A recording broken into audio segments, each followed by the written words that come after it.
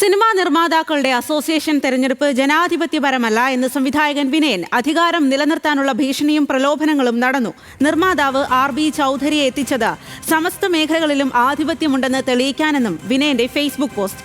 അതേസമയം അമ്മയുടെ പുതിയ നേതൃത്വത്തിന് ആശംസകളുമായി താരങ്ങൾ രംഗത്തെത്തി. മമ്മൂട്ടി, മോഹൻലാൽ ഉൾപ്പെടെയുള്ള താരങ്ങൾ ഫേസ്ബുക്കിൽ ആശംസകൾ അറിയിച്ചു. നടി രേവതിയും പുതിയ നേതൃത്വത്തിന് ആശംസകൾ അറിയിച്ചു. സൈഫുന്നീസ അലിയാറാണ് വിവരങ്ങളുമായി ചേരുന്നത്. സൈഫുന്നീസ, എന്താണ് ഇപ്പോൾ ഇക്കാര്യത്തിൽ വിനയൻ പറയുന്നത്? അതുപോലെ തന്നെ മോഹൻലാലും മമ്മൂട്ടിയും ഒക്കെ എങ്ങനെയാണ് ആശംസ അറിയിച്ചിരിക്കുന്നത്? സ്വാതി, വിനയൻ പ്രൊഡ്യൂസേഴ്സ് അസോസിയേഷനെ ഇന്നലെ നടന്ന തെരഞ്ഞെടുപ്പിൽ ജനറൽ സെക്രട്ടറി സ്ഥാനത്തേക്കായിരുന്നു മത്സരിച്ചിരുന്നത്. പക്ഷേ വളരെ ദയനീയമായി പരാജയപ്പെട്ടു. 80 വോട്ടുകൾ മാത്രമാണ് വിനയന് ലഭിച്ചത്. ഇതിലാണ് ഇപ്പോൾ വിനയൻ ഒരു പ്രതികരണവുമായി രംഗത്തെത്തിയിരിക്കുന്നത്. സംഘടനയിലെ തെരഞ്ഞെടുപ്പ് ജനാധിപത്യപരമല്ലായിരുന്നു എന്നാണ് സംവിധായകൻ വിനയൻ ഫേസ്ബുക്കിലൂടെ പറഞ്ഞിരിക്കുന്നത്. അധികാരം നിലനിർത്താൻ ഭീഷണിയും പ്രലോഭനങ്ങളും എല്ലാം നടന്നിട്ടുണ്ട്. പല സിനിമകൾക്കും പല ഭാഷകളിലും സിനിമകൾക്ക് ഫണ്ടിങ് ചെയ്യുന്ന നിർമ്മാതാവായ RB ചൗധരിയെ ഫ്ലൈറ്റ് പിടിച്ച് എത്തിച്ചത് സമസ്ത മേഖലകളിലും ആധിപത്യം ഉണ്ടെന്ന് ഇപ്പോഴത്തെ ഭാരവാഹികൾക്ക് തെളിയിക്കാൻ വേണ്ടിയാണ്. സംഘടനയിലെ അംഗങ്ങളുടെ എണ്ണം കുറഞ്ഞു.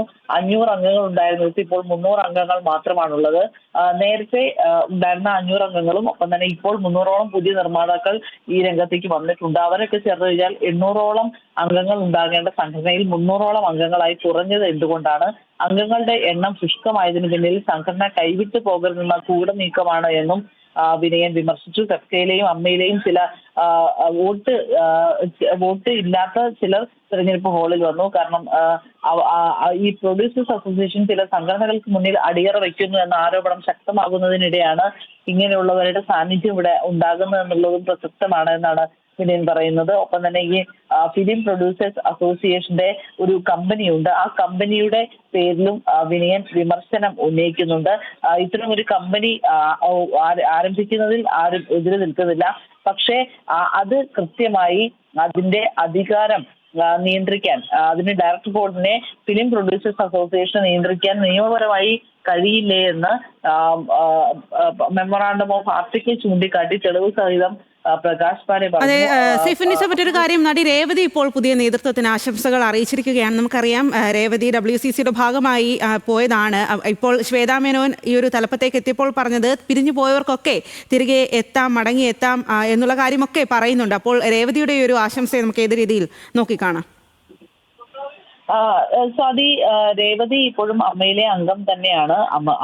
അമ്മയിലെ സജീവമായി പ്രവർത്തിക്കുന്നില്ല. WCC രൂപീകരിച്ച് അതിലാണ് കൂടുതൽ ശ്രദ്ധയും കേന്ദ്രീകരിക്കുന്നത്. പക്ഷെ ഇപ്പോൾ ഒരു വനിതാ നേതൃത്വം വന്നപ്പോൾ അതിന് ആശംസകളുമായി നടി രേവതി ഇപ്പോൾ രംഗത്തെത്തിയിട്ടുണ്ട്.